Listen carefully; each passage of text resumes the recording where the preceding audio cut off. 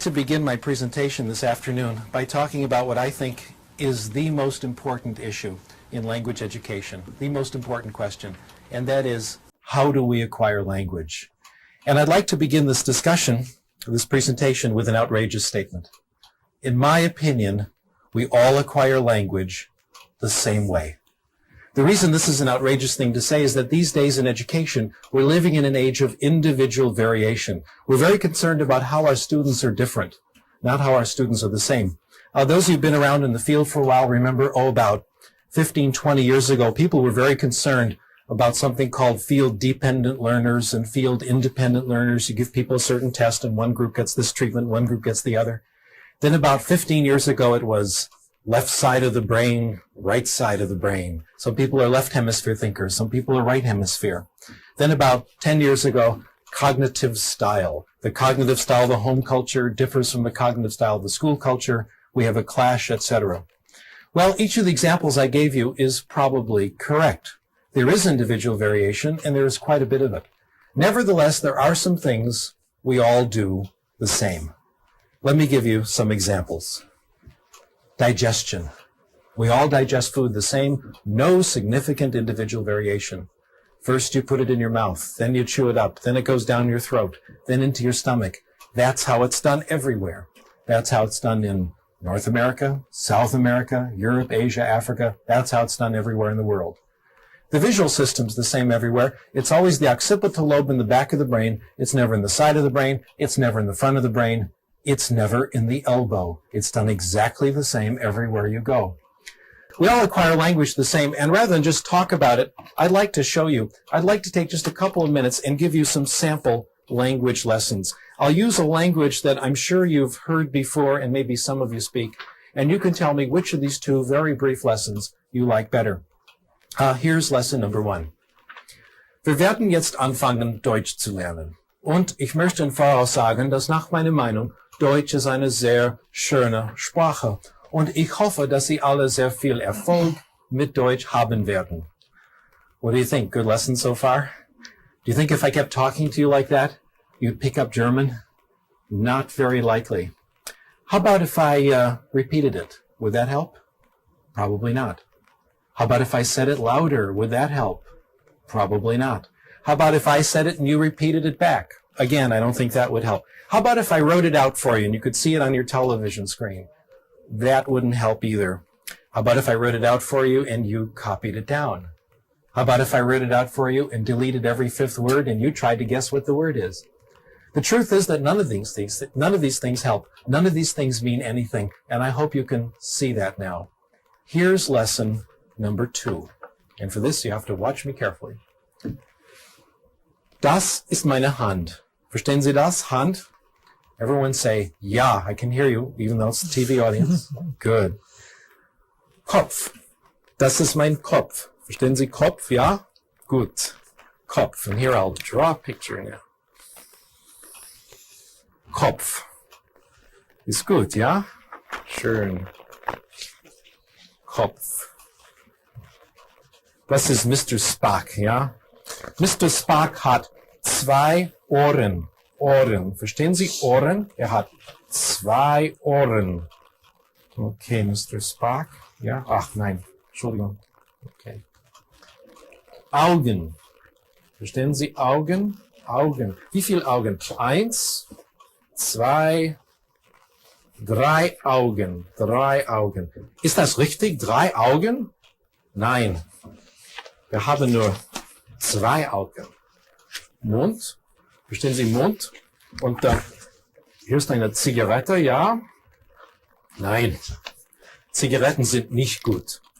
If you understood lesson number 2, not every word, but more or less, I did everything necessary to teach you German. And now I'm going to share with you the most important thing I have learned about language. Probably the best kept secret in the profession. We acquire language in one way and only one way, when we understand messages. We call this comprehensible input. We acquire language when we understand what people tell us, not how they say it, but what they say, or when we understand what we read. Comprehensible input, in my opinion, has been the last resort of the language teaching profession. We've tried everything else. We've tried grammar teaching, drills and exercises, computers, etc. But the only thing that seems to count is getting messages you understand, comprehensible input. Now, one of the reasons lesson number 2 was better than lesson number 1 is we had Mr. Spock to help us out. So anything that helps make input comprehensible, pictures, knowledge of the world, realia, etc., helps language acquisition. If comprehensible input is true, what we call the input hypothesis is true, other things follow from it. And a very important corollary of the input hypothesis is this, and this may come as a bit of a surprise to some of you. Certainly came as a surprise to me. Talking is not practicing. Talking is not practicing. What does this mean? It means if you want to improve your Spanish, it will not help you to speak Spanish out loud in the car as you drive to work in the morning. It will not help you to go to the bathroom, close the door, and speak Spanish to the mirror. I used to think those things help. Now I think they don't. On the other hand, if we were a German class and we could hang together for a couple of weeks, say an hour a day of German, and I could keep the input light and lively, as in the second example, you'd start to acquire German. It would come on its own. And eventually, you'd start to talk. Your speaking ability would emerge gradually.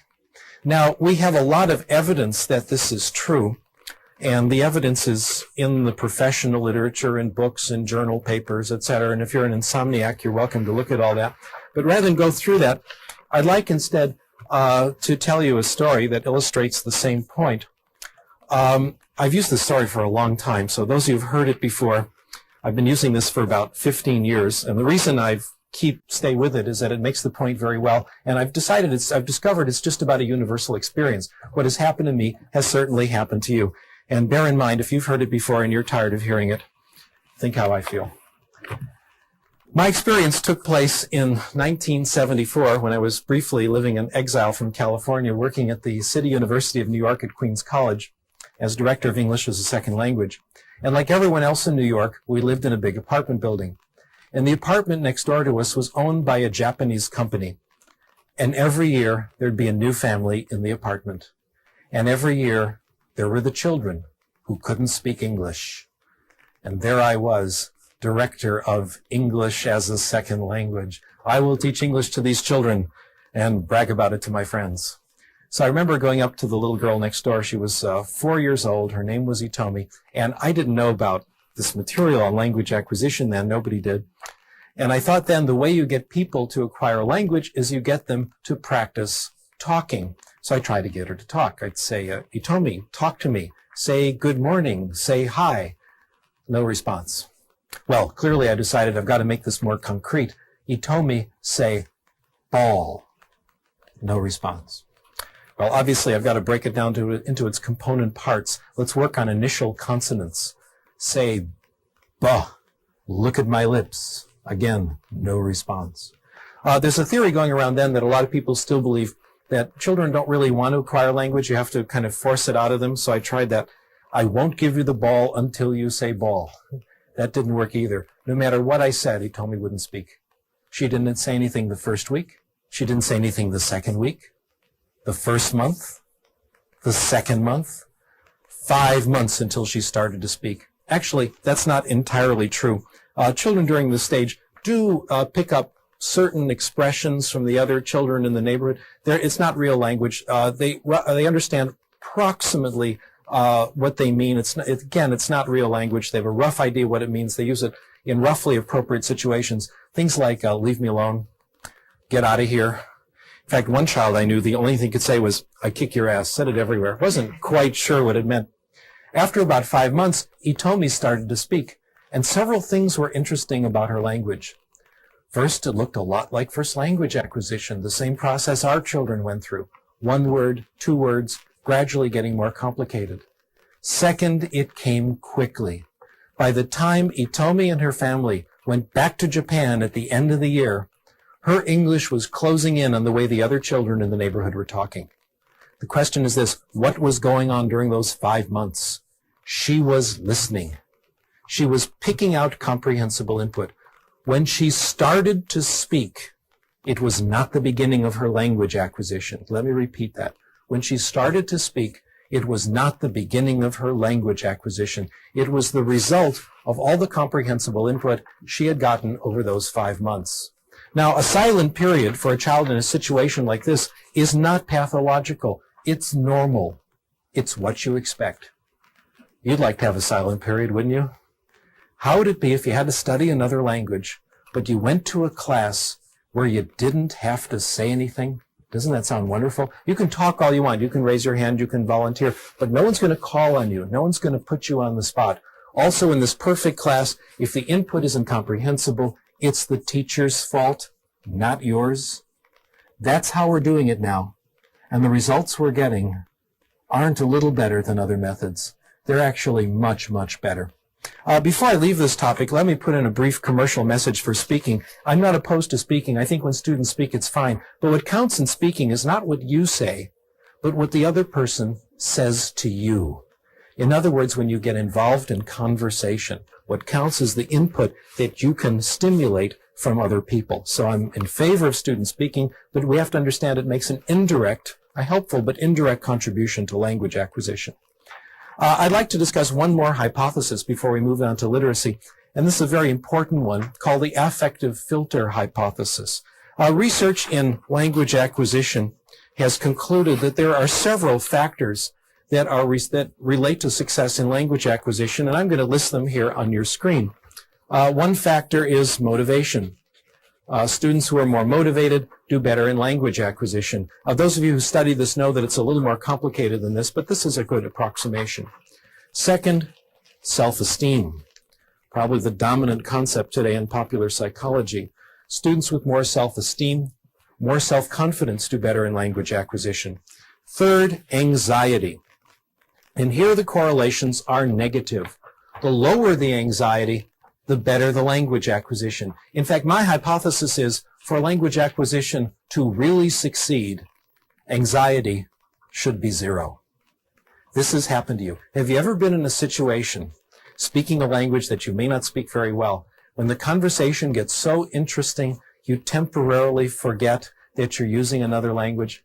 If this is happening to you, that's when you're acquiring. When your focus is completely on the message, what the other person is saying, and your anxiety is temporarily gone.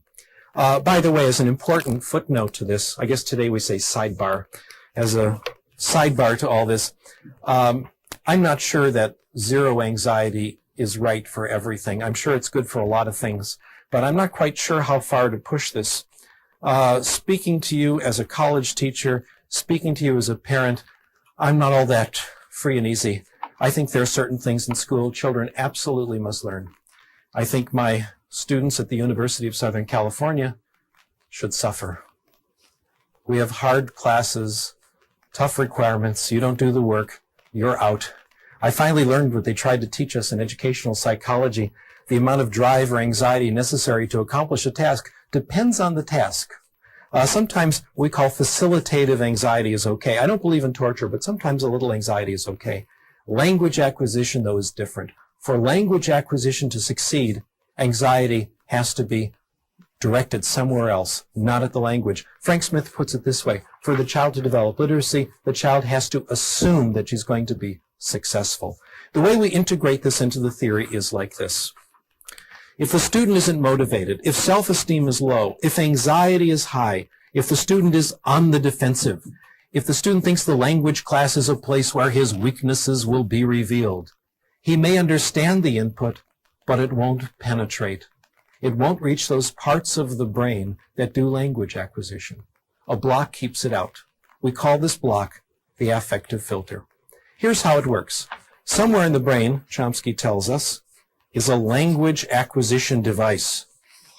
Our job is to get input into the device. So that's input here. Low motivation, low self-esteem, high anxiety, the block goes up, the filter goes up, and the input cannot get in. This explains how it can be that we can have 2 children in the same class, both getting comprehensible input. One makes progress, the other doesn't. One is open to the input, the other's closed. Let me now try to summarize everything I've said in the last 10, 15 minutes or so, and I'll summarize it in one sentence, and we'll wonder why it took me that long. We acquire language in one way, and only one way, when we get comprehensible input in a low-anxiety environment.